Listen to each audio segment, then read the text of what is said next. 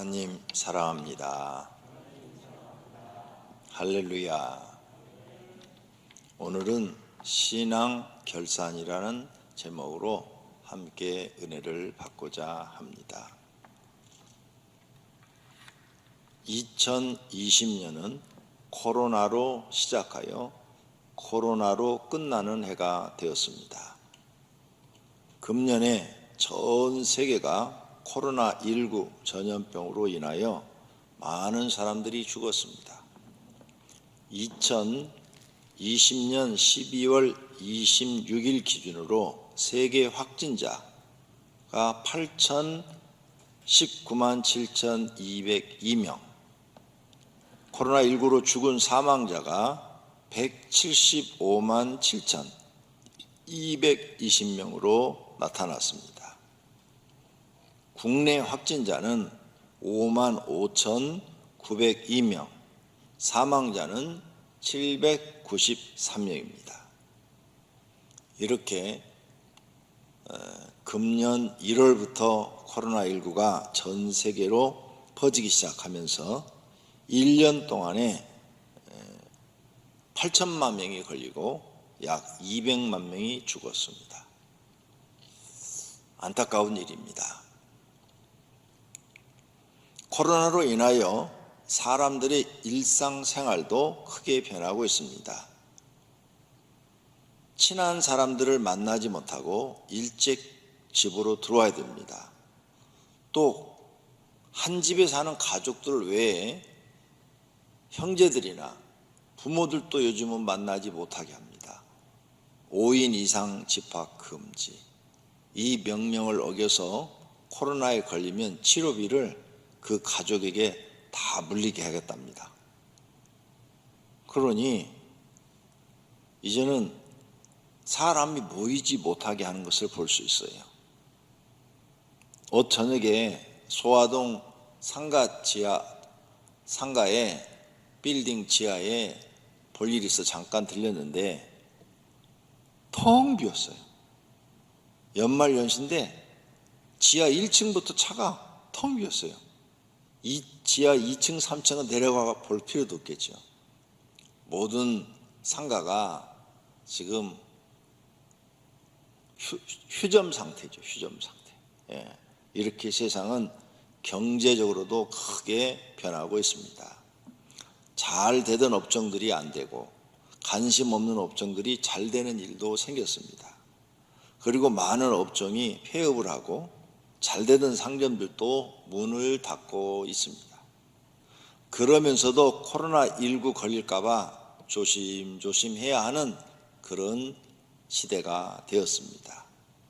코로나19 걸려 병원에 입원하면 그날로 생이별하는 경우도 많이 생기고 있습니다. 돌아가시는 분들은 돌아가실 때 얼굴도 보지도 못하고 장례식도 치르지 못합니다. 시신 없이 그냥 장례식을 치러야 합니다. 가지고 올 수가 없어요. 돌아가시자마자 병원에서 바로 화장 들어가서 한국도 화장을 시킨답니다. 이렇게 코로나19에 대한 경각심이 우리에게 굉장히 커졌습니다. 이런 지금까지 세계 역사 가운데 전무후무한 일입니다. 마태복음 24장 21절 말씀이 생각납니다. 이는 그때에 큰 환란이 있겠습니다. 창세로부터 지금까지 이런 환란이 없었고 후에도 없으리라. 이 말씀처럼 창세로부터 지금까지 온 세계가 전염병으로 발발발발 떠는 이런 시대는 없었답니다. 이런 세상을 환란의 시대라 할 수 있습니다. 우리는 지금까지 한 번도 경험하지 못한 대환란의 시대를 살고 있습니다. 이런 시대에 우리는 어떻게 살아야 현명한 삶을 살 수 있을까 걱정이 됩니다. 성경에서 답을 찾아야 합니다. 그것이 가장 지혜로운 답입니다. 성경은 예수님의 재림을 준비하는 신앙생활을 하라는 것입니다. 히브리서 9장 27절에 한 번 죽는 것은 사람에게 정해진 것이라 그랬습니다. 그 후에는 하나님의 심판이 있다 그랬어요. 고린도서 5장 10절에는 이는 우리가 다 반드시 그리스도의 심판대 앞에 나타나게 되어 각각 선악간에 그 몸으로 행하는 것을 따라 받으려 함이라 그랬어요. 그러므로 우리는 반드시 죽고 또 심판대 앞에 서서 재판을 받게 된다는 겁니다.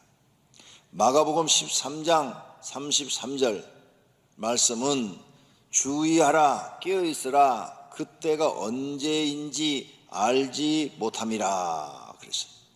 즉 예수님이 재림할 때가 언제인지 너희는 모르니까 깨어있어라.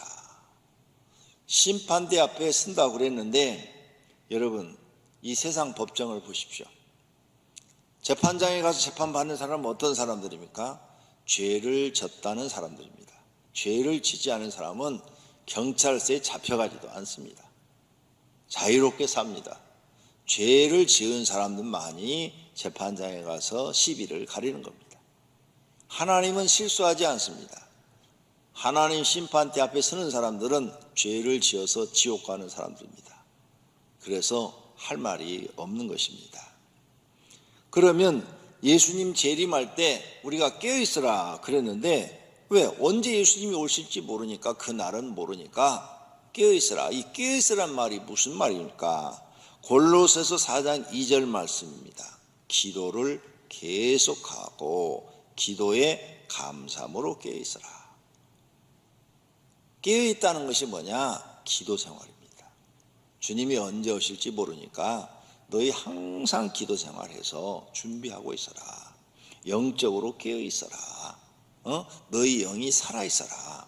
그래야 예수님 오실 때 들림받지. 너희 영적으로 깨어있지 않고 죽어있으면 예수님 오실 때 어떻게 들림받을 수가 있겠냐 이 말씀이에요. 계시록 16장 15절에 보라 내가 도둑같이 오리니 누구든지 깨어 자기 옷을 지켜 벌거벗고 다니지 아니하며, 이 벌거벗고 다니지 않는다는 것은 죄를 범하면 부끄럽잖아요. 그러니까 죄짓지 아니하며 자기의 부끄러움을 보이지 않는 자는 복이 있도다 그 말씀. 그러므로 사랑하시는 성도님들은 깨어있기를 바랍니다. 이 환난의 시대의 답은 성경에 있고 성경은 대환난이 일어날 것에 대해서 이미 예언했습니다. 그러므로 예수님 언제 재림할지 모르니까 깨어있는 분들이 된다면 여러분은 복이 있는 사람이 될 줄로 믿습니다. 오늘 첫 번째로 생각해 볼 것은 이렇게 깨어있는 사람에게 하나님은 열매를 구하고 있습니다. 열매. 무슨 열매?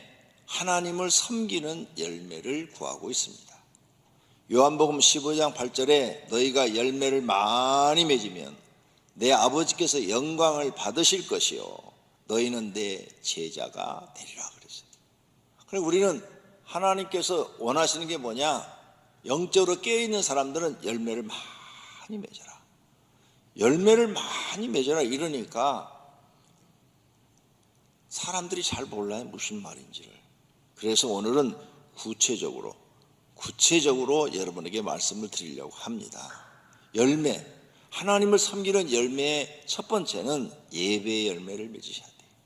예배. 오늘 지금 영상으로 가정에서 예배를 드리죠. 하나님이 받으시는 예배를 드리셔야 돼요. 하나님이 받지 않는 예배를 드리는 것은 아무 소용 없어요. 그건 가인의 예배예요.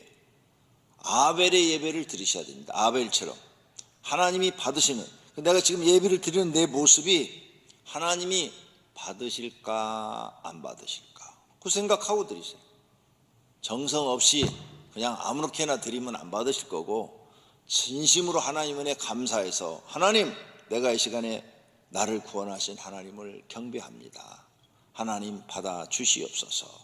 이런 믿음으로 드린다면 받으실 줄로 믿습니다. 로마서 12장 1절에 그러므로 형제들아 내가 하나님의 모든 자비하심으로 너희를 권하노니 너희 몸을 하나님이 기뻐하는 거룩한 산 제물로 드리라. 내 몸을 하나님께 드리는 거예요. 하나님 내 몸을 하나님께 드립니다. 나를 받아 주시옵소서. 이게 산 예배래요. 이는 너희가 드릴 영적 예배래요. 하나님 이걸 요구한다는 거죠. 그런데 나를 하나님께 드리지 못하는 예배 아무 소용이 없다는 겁니다. 예배의 열매를 하나님은 요구하고 계십니다. 둘째는 기도의 열매를 요구하십니다. 야고보서 5장 18절에 다시 기도하니 하늘이 비를 주고 땅이 열매를 맺었느니라. 엘리야가 다시 기도하니까 3년 6개월 동안 비가 안 오던 땅에 다시 비가 내렸다. 기도의 열매가 맺혀진 거죠. 여러분, 금년에 기도를 얼마나 하셨습니까? 기도 많이 하신 분들은 열매를 맺고 있는 겁니다. 기도를 안 하시는 분들은 열매를 못 맺고 있는 겁니다. 셋째는 전도의 열매를 맺어야 됩니다. 사도행전 5장 42절입니다. 그들이 날마다 성전에 있든지 집에 있든지 예수는 그리스도라고 가르치기와 전도하기를 그치지 아니하니라. 열심히 전도. 금년에 몇 명이나 전도하셨습니까? 10명? 20명? 난 전도는 열심히 했습니다. 그런데 한 명도 등록을 안 했습니다. 그것도 인정이 됩니다. 그런데 아예 주변 사람한테 예수 믿으라고 말도 안 했습니까? 전도의 열매가 없는 겁니다. 하나님은 여러분에게 열매를 요구하시는데 성도들이 내가 이렇게 구체적으로 설교를 안 해주면 무슨 열매인지를 몰라요. 그냥 착하게 사는 거, 착하게 사는 열매, 그것만 있는 줄 알고요. 아니요, 하나님을 섬기는 열매를 맺으셔야 됩니다. 네 번째로는 헌금의 열매를 맺으셔야 돼요. 고린도후서 8장 2절에 환난의 많은 시련 가운데서 그들의 넘치는 기쁨과 극심한 가난이 그들의 풍성한 연보를 넘치도록 하게 하였느니라. 고린도 교회는 어려움 가운데서도 환난 가운데서도 연보 헌금의 열매를 맺었다 그 말이에요. 반드시 성도님들은 비대면 예배를 드리고 이렇게 멀리 떨어져서 영상으로 예배 드릴지라도 헌금의 열매 맺으셔야 됩니다. 그래야 하나님 앞에 인정을 받아요. 열매를 안 맺으시면 하나님이 너 모른다 해도 할 말이 없어요. 네가 언제 나를 믿었냐? 나를 믿은 사람이 1년 내내 감사헌금 한 번도 안 했냐? 너는 1년 내내 감사할 일이 그렇게도 없더냐? 이래버리면 할 말이 없어요. 너한테 공급하는 모든 것이 다 내가 주는 것인데 너는 말라기서에 있는 11조를 도둑질하는 것이 도둑놈이라는 얘기를 못 들었느냐? 이러면 또 할 말이 없어요. 그러니까 하나님 말씀에 내가 걸리지 않아야 돼요. 반드시 여러분은 헌금의 열매를 맺어야 합니다. 다섯째는 직분 충성의 열매를 맺어야 돼요. 고린도전서 4장 2절에 그리고 맡은 자들에게 구할 것은 충성이라 그랬죠. 충성의 열매. 직분을 맡았으면 충성의 열매를 맺어야 된다 그 말이죠. 한 해 동안 하나님 주신 직분에 대해서 얼마나 충성을 다했는가 자신을 생각해보고 열매를 맺어야 됩니다. 금년에 이 열매를 맺었다면 복 있는 사람입니다. 여섯 번째는 계명을 지키는 열매를 맺어야 됩니다. 요한복음 14장 21절입니다. 나의 계명을 지키는 자라야 나를 사랑하는 자니 나를 사랑하는 자는 아버지께 사랑을 받을 것이요 나도 그를 사랑하여 그에게 나를 나타내리라. 아멘. 하나님을 믿으면 반드시 하나님의 계명을 지켜야 돼요. 그 열매가 맺어져야 돼요. 그래야 하나님께 인정을 받아요. 계명을 안 지키면 하나님 앞에 인정을 못 받습니다. 일곱째는 성도를 이해하고 용서하고 돕는 열매를 맺었는가 하는 것입니다. 누가 누구에게 불만이 있거든 서로 용납하여 피차 용서하되 예수님이 너희를 용서한 것처럼 용서하라 그랬어요. 반드시 예수 믿는 사람은 성도를 이해하고 용서하는 용서의 열매를 맺어야 됩니다. 지금 여러분 마음속에 용서 못한 사람이 단 한 명도 없어야 됩니다. 에베소 4장 32절에 서로 친절하게 하며 불쌍히 여기며, 그랬죠. 서로 친절하고 불쌍히 여기며 돕는 사람이 되라는 거죠. 돕는 열매를 맺어라. 히브리서 4장 16절에 때를 따라 돕는 은혜를 얻기 위하여, 돕는 은혜, 돕는 열매를 맺어야 돼요. 그래서 성도와 성도 간에는 서로 어려울 때 도와주고 기도해주고 좋은 말 해주고 이런 열매를 얼마나 맺었는가. 많이 맺을수록 하나님 앞에 인정받습니다. 8째는 목회자를 섬기는 열매를 맺어야 됩니다. 디모데전서 5장 17절에 잘 다스리는 장로들은 배나 존경할 자로 알되 말씀과 가르침에 수고하는 이들에게는 더욱 그리할 것이니라. 반드시 여러분들은 교회를 다니면 세계 어느 나라 교인이든 자기를 영적으로 지도해주고 가르쳐주는 목회자를 존경하고 섬기는 열매를 맺어야 됩니다. 성경이 가르침이 그래요. 근데 이 열매를 안 맺어. 안 맺고 뒤에서 흉봐. 우리 목사님 설교는 말이야. 너무 어려워. 너무 딱딱해. 여러분은 그거 평가를 못해요. 목사가 목사를 평가하는 건 성경에 허락이 되어 있는데 성도가 목사를 평가하는 건 허락이 안 돼 있어요. 그러니까 허락되지 않은 건 하지 말고 잘 섬기는 거예요. 잘 섬기는 열매, 목회자를 섬기는 열매. 여러분은 과연 목회자를 얼마나 섬겼는가? 여러분의 교구장들을 섬겼는가? 또 담임 목사를 섬겼는가? 생각해 봐야 돼요. 1년에 얼마나 섬겼는가? 이거 굉장히 중요한 거예요. 열매예요. 열매. 9째는 교회를 섬기는 열매입니다. 베드로전서 4장 10절에 각각 은사를 받은 대로 하나님의 여러 가지 은혜를 맡은 선한 청지기 같이 서로 봉사하라. 그랬죠. 교회에서 맡은 일을 선한 청지기까지 잘 서로 봉사하라. 섬겨라. 그 말이에요. 하나님은 섬기는 열매를 많이 맺기를 원하십니다. 앞으로 성도님들은 하나님 섬기는 열매를 많이 맺히기를 바랍니다. 이와 같이 9가지를 여러분이 잘 맺으면 하나님을 잘 섬기는 거예요. 잘 섬기는 열매를 맺어 인정받으시기를 바랍니다. 또 하나는 가정을 섬기는 열매를 하나님은 구하십니다. 과연 여러분에게 하나님께서 가정을 만들어 주었어요. 그래서 배우자를 돕는 열매가 있는가? 남편으로서 아내를 얼마나 도와줬는가? 아내는 남편을 얼마나 도와줬는가? 배우자를 돕는 열매가 있었는가? 부모를 돕는 열매가 있었는가? 부모를 돕는 열매가 자녀들은 있어야죠. 부모를 전혀 돕지 않아. 부모의 생활을 책임져 주지 않아. 늙은 부모를 전혀 돕지 않아. 자기들만 잘 먹고 잘 살아. 이런 사람은 하나님께 인정 못 받습니다. 또 부모는 자녀를 돕는 열매를 맺었는가? 이걸 봐야 돼요. 가정의 구성은 돕는 데서 있는 것입니다. 남자와 여자를 결혼시키는 것은 그를 위하여 돕는 배필을 지으리라 한 것처럼 돕는 데 있어요. 자, 이것을 잘 깨달은 구약시대의 룻, 시어머니 나오미를 돕죠. 시어머니가 가부되고 자기도 가부됐어요. 그런데 시어머니를 버리고 도망가지 않고 룻은 시어머니와 함께 베들레헴으로 와서 자기가 나가서 이삭 죽기도 하고 남의 집 빨래도 하고 밭도 매주고 이러면서 시어머니를 돕습니다.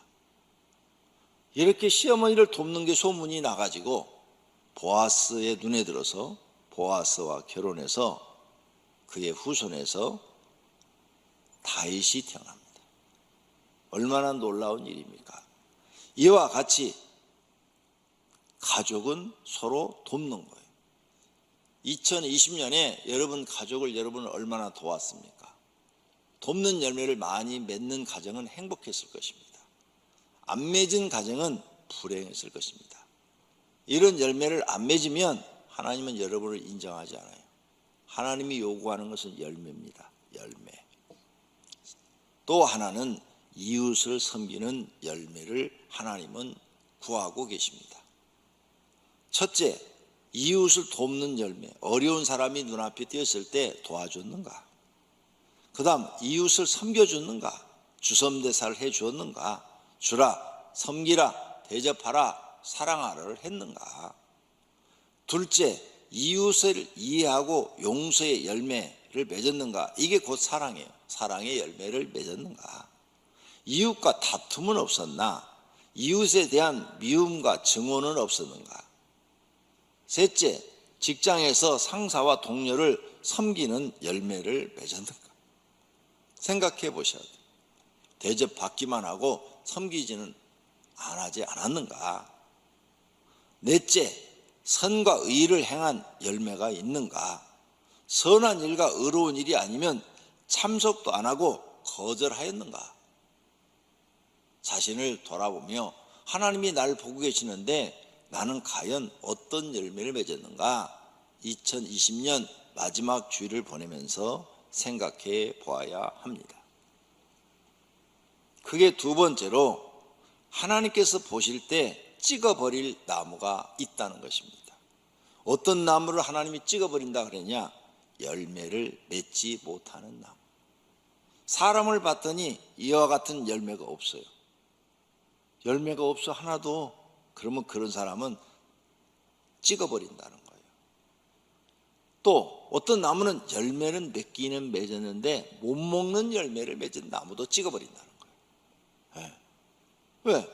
열매를 맺었는데 사람이 먹을 만하게 이게 열려야 되는데 떫게 열렸단 말이에요.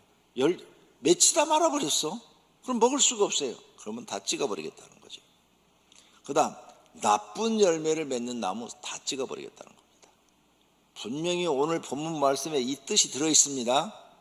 하나님이 찍어버릴 사람이 있다는 거죠.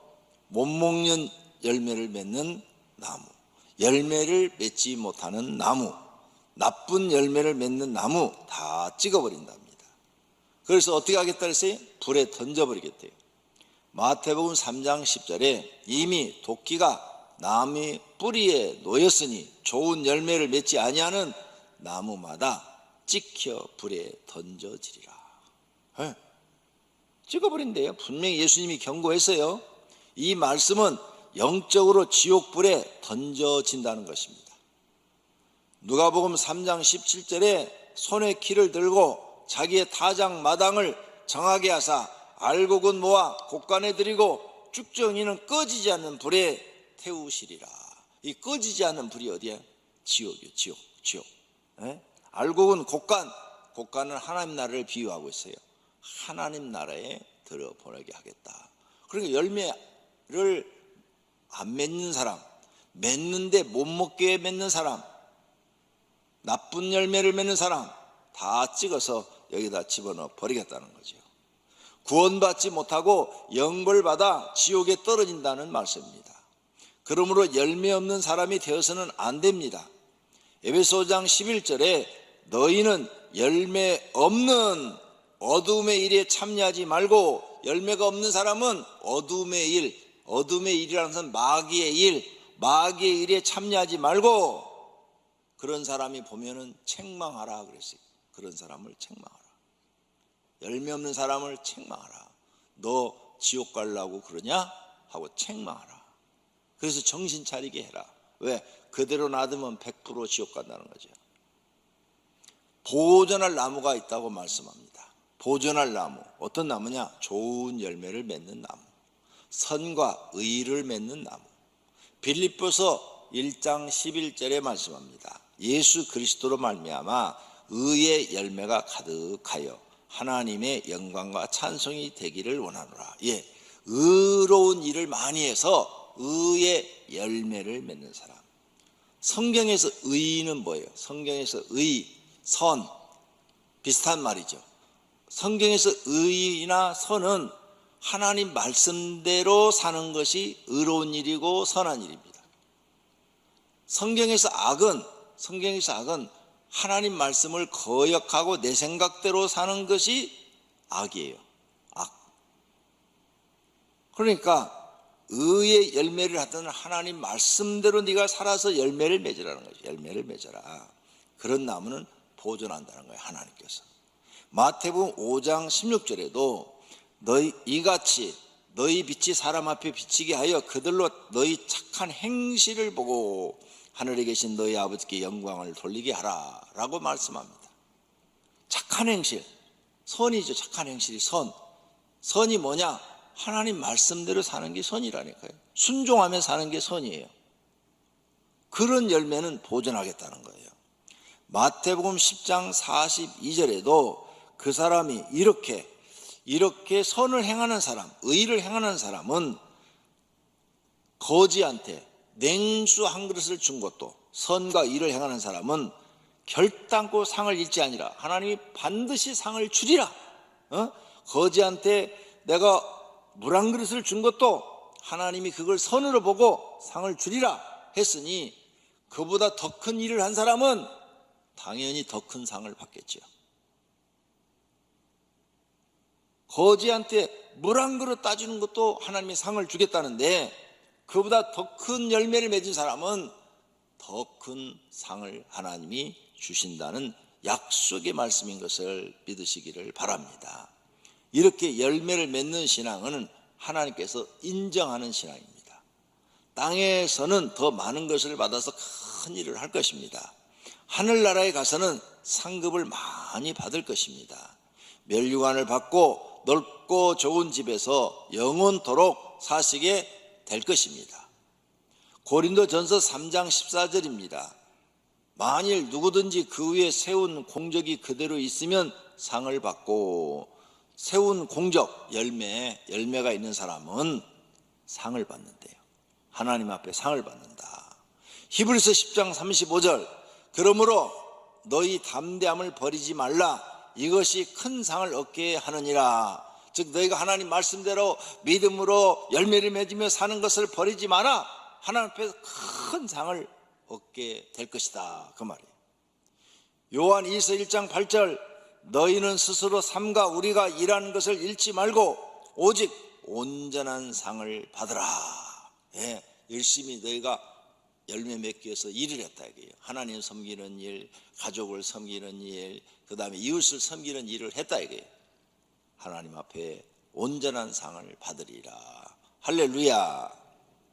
그렇다면 나는 어떤 나무일까? 오늘 나무에 대해서 배웠어요. 자신의 양심에 물어봐야 되겠죠. 나는 좋은 열매를 맺는 나무인가? 나쁜 열매를 맺는 나무인가? 자기를 봐야 돼. 자기. 아무도 다른 사람 볼 거 없어요. 나만 보면 돼. 나. 마태복음 7장 16절입니다. 그들의 열매로 그들을 알지니 가시나무에서 포도를 또는 엉커기에서 무화과를 따겠느냐? 이와 같이 좋은 나무마다 아름다운 열매를 맺고 못된 나무가 나쁜 열매를 맺나니 좋은 나무가 나쁜 열매를 맺을 수 없고 못된 나무가 아름다운 열매를 맺을 수 없느니라. 즉 그 사람이 좋은 열매를 맺었으면 좋은 사람이고 나쁜 열매를 맺었으면 나쁜 사람이라는 거예요. 열매를 보고 알라는 거예요. 열매를 보고 알아라. 그래서 하나님은 우리를 보시는데 뭘 보시느냐? 기준이 열매예요. 열매. 생활입니다. 생활. 네가 어떻게 살았느냐? 생활. 어떻게 살았느냐 그걸 봐요. 그게 열매예요. 열매. 네가 생활 속에서 나쁜 열매를 맺었냐? 좋은 열매를 맺었냐? 이걸 보시는 거죠. 금년에 하나님을 섬기는 좋은 열매를 맺었는가? 가정을 섬기는 좋은 열매를 맺었는가? 이웃을 섬기는 좋은 열매를 맺었는가? 맺었다면 그분은 좋은 나무입니다. 보존할 가치가 있는 나무죠. 그런데 그런 열매를 안 맺었다? 찍히어버릴 수밖에 없는 나무인 겁니다. 결론으로 하나님은 우리가 좋은 열매 맺기를 원하십니다. 교회 생활에서 선한 열매 맺기를 원하십니다. 하나님을 섬기는 열매를 맺기를 원하십니다. 금년에 아름답게 맺었습니까? 내년에 하나님께 주시는 상이 있을 것입니다. 금년에 열매를 맺지 못했습니까? 내년에는 결심하고 좋은 열매를 맺어 하나님께 드리십시오. 그러면 금년의 잘못을 용서하시고 상을 주실 것입니다. 하나님은 이렇게 좋으신 하나님이십니다. 요한복음 15장 16절입니다. 너희가 나를 택한 것이 아니요 내가 너희를 택하여 세웠나니 이는 너희로 가서 열매를 맺게 하고. 우리를 택한 이유가 열매 맺으라고. 무슨 열매? 좋은 열매 맺으려 해서 택했대요. 또 너희 열매가 항상 있게 하여, 좋은 열매가 항상 있게 하여 내 이름으로 아버지께 무엇을 구하든지 다 받게 하려 함이라. 좋은 열매 맺는 사람이 하나님께 기도해야 응답이 온다는 거죠. 나쁜 열매 맺는 사람이 하나님께 기도하면 거절이라는 응답이 옵니다. 난 거절한다. 그러니까 응답이 없다는 얘기예요. 우리는 금년 신앙의 결산을 해보았습니다. 그러나 하나님은 벌써 해보았을 것입니다. 그리고 결정하실 것입니다. 열매를 많이 맺는 사람에게는 상을 준비하시고 예수님 재림 때 들림 받을 것입니다. 열매를 맺지 못하는 사람에게는 내년이라는 마지막 기회를 주고 계십니다. 이 기회를 잡으셔야 합니다. 내년이 지나면 영원히 안 주시고 심판에 버릴지도 모릅니다. 왜냐하면 지금 세상 되어져 가는 일이 7년 대란이라고 100% 말할 수는 없지만 비슷하게 되어져 가고 있기 때문입니다. 이게 만약 7년 대란이라면 내년까지는 기회가 있는데 그 다음 3년째 가서는 세상 심판이 시작이 됩니다. 무서운 일이 벌어져요. 7 나팔 부는 사건이 3년째 가서는 일어납니다. 그러면 기회가 없답니다. 그러니까 오늘 제가 하는 설교 그냥 듣지 말고 정신 똑바로 차리고 들으시고 이제 기회가 별로 없다. 그러니 이제라도 정신 차려서 내년에 하나님이 기회를 한 번 더 주었을 때 열매를 많이 맺는 분들이 되시기를 바랍니다. 오늘 본문 말씀을 가슴에 새게 합니다. 하나님의 말씀은 마음에 새기라고 그랬어요. 마음에. 오늘 본문입니다. 이에 비유로 말씀하시되 한 사람이 포도원에 무화과 나무를 심은 것이 있더니 와서 그 열매를 구하였으나 얻지 못한지라. 포도원 직이 이르되 내가 3년을 와서 이 무화과 나무의 열매를 구하되 얻지 못하니 찍어버리라. 어찌 땅만 버리게 하겠느냐? 찍어버리라고 그랬어요. 그런데 포도원 지기가 주인한테 부탁을 합니다. 금년에도 그대로 두소서. 내가 두릅하고 거름을 주리라. 내가 하나님 말씀으로 잘 가르치고 훈련시켜서 어떻게든지 이 나무가 열매를 맺도록 해보겠습니다. 그 뜻이에요. 그때 그러고 나서 주인께서 오셔서 만일 열매가 열면 좋거니와 그렇지 않으면 찍어버리소서 하였다 하시니라. 이게 오늘 설교 내용이에요. 예수님이 직접 하신 말씀이에요. 그러니까 이 말씀을 우리는 마음판에 새기고 살아야 돼요. 내년에 많은 열매를 맺어 하나님께 칭찬받으시는 성도님들이 되시기를 축원합니다. 축원합니다. 두 눈을 감고 결심해 기도하겠습니다. 하나님이 원하는 열매 맺는 사람이 되게 주시옵소서. 기도하십시다. 하나님 아버지, 오늘 신앙의 결산을 하면서 예수님의 말씀을 들었습니다. 하나님은 우리에게 열매를 요구하십니다. 신앙의 열매를 맺기를 원합니다. 하나님을 섬기는 열매를 맺기를 원합니다. 교회 생활 속에서 많은 열매를 맺기를 원하고 계십니다. 또 가정에서도 가정을 섬기는 열매를 맺기를 원하고 계십니다. 직장, 이웃들에게도 좋은 열매, 하나님 말씀대로 사는 열매, 섬기는 열매를 맺기를 원하십니다. 하나님, 금년에 이 열매를 맺은 사람들은 하나님 앞에 인정받고 내년에 상 받는 사람이 될 줄로 믿습니다. 금년에 혹 맺지 못한 분들은 이제 세상 일 다 손 놓고 하나님 앞에 내년에는 반드시 첫날부터 열매를 맺게 하옵소서. 그래야 하나님 앞에 인정받고 주님 재림하실 때 제일 먼저 들림받는 복받은 사람들이 되게 하옵소서. 지금 세상은 우리가 전혀 예측할 수 없는 상황으로 나아가고 있습니다. 우리는 이때 정신 차려서 하나님을 잘 믿게 도와 주시옵소서. 예수님의 이름으로 기도드립니다. 아멘.